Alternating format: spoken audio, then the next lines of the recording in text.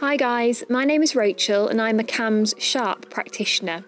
CAMHS is the Child and Adolescent Mental Health Service across the UK, and SHARP, for those of you who don't know, is the Self-Harm Awareness and Resource Project.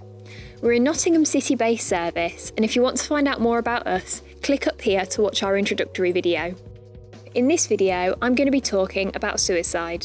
Now that's quite a heavy topic, but it's really important that we talk about it openly, especially considering that Thursday the 10th of September is World Suicide Prevention Day.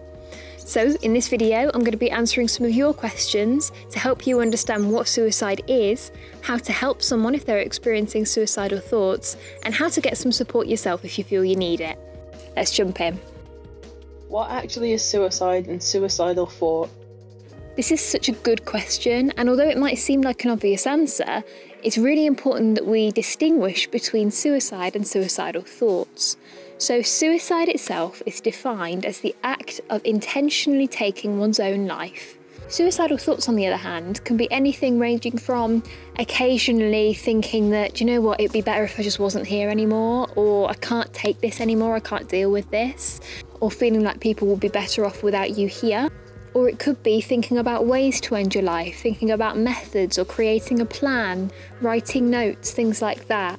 So completing suicide is the act of taking your own life intentionally. And notice how I say completing rather than committing suicide. By saying committing, it sounds like we're doing something really bad, really naughty. And while suicide is really sad and really difficult for everyone, it's not a crime. It used to be a crime, but it isn't anymore. So if someone has reached a point where they feel like suicide is the answer for them, putting the label of committing suicide probably isn't going to help them very much, and it might actually add more stigma. So we use the word complete suicide more. Why do people attempt suicide? Okay, so there's no one reason why someone might attempt suicide. It could be a whole host of reasons, and it can be different for everyone. So there has been a link found between suicide and depression and other mental illnesses. However, that does not mean that if you or someone you know has been diagnosed with depression, that they're going to attempt suicide. It's also really important to realise that suicidal triggers can be different for everyone. It depends on your level of resilience and your level of tolerance. So if someone has been experiencing really low mood, really negative thoughts for a long time, they've been contemplating suicide for a while, and they don't have any helpful coping strategies like a good support network, any hobbies, or anything that's really rewarding for them, then they're more at risk of ending their life. However, someone who has got a really good support network, who might have a high level of tolerance for the day-to-day stresses of life, they might be at lower risk of taking their life. However, if someone tells you that they're contemplating ending their life or completing suicide, you must take it seriously. Even if you think that they don't really mean it, the fact that they're coming to you and talking about it shows that they're looking for some kind of support. Is suicide a cry for help? So for some people, attempting suicide might be the only way they feel able to express how they're feeling. However, some people have full intent to end their life, and they will go to great lengths to make sure that happens. So they might keep things really secret and they might not tell anyone. They might plan meticulously and really carefully to make sure their suicide attempt, when it does happen, is successful and it does end their life. Regardless of intention, it's really, really important to remember that any kind of suicidal thought or behaviour or attempt, even if it's 3 tablets or 100 tablets, it doesn't matter. If someone is expressing suicidal thoughts or behaviours, it's a sign that they're going through some real pain and that they could really use some support. What should I do if a friend tells me that they are thinking about suicide?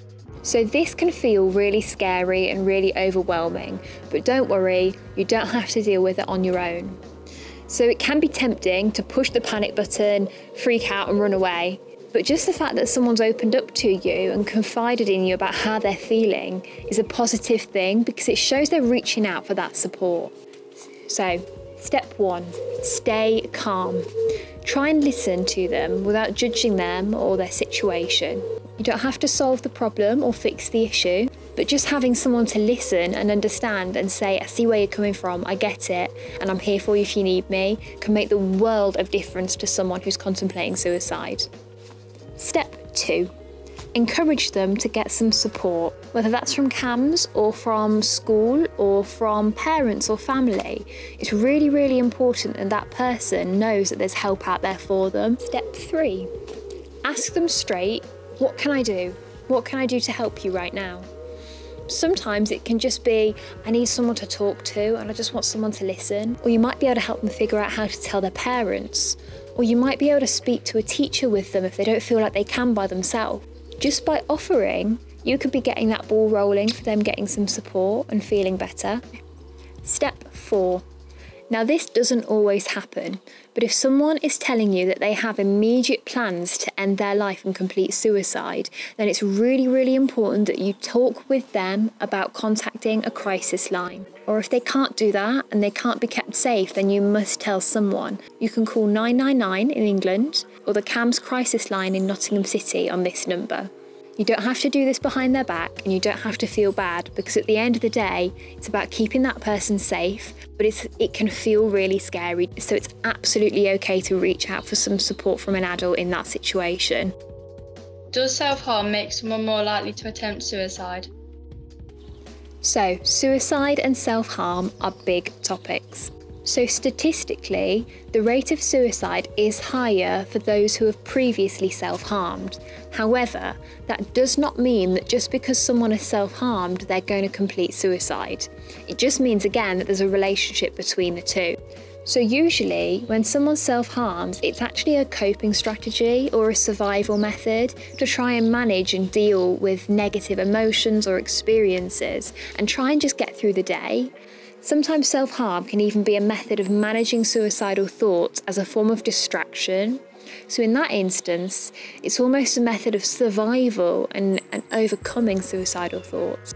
So it's important to remember that just because someone might self-harm, it doesn't necessarily mean that that person is suicidal. And vice versa, just because someone might be experiencing suicidal thoughts, it doesn't necessarily mean that that person is self-harming. How can I get help for suicidal thoughts?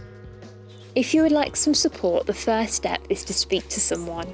Now this can seem scary. You can go to the GP by yourself and ask for support around suicidal thoughts, or you can speak to a trusted teacher or your family and ask for a referral for CAMHS. Then you'll speak to someone from CAMHS and you'll have a discussion about what you've been struggling with, where you're at now, if you can keep yourself safe, and what support you might need.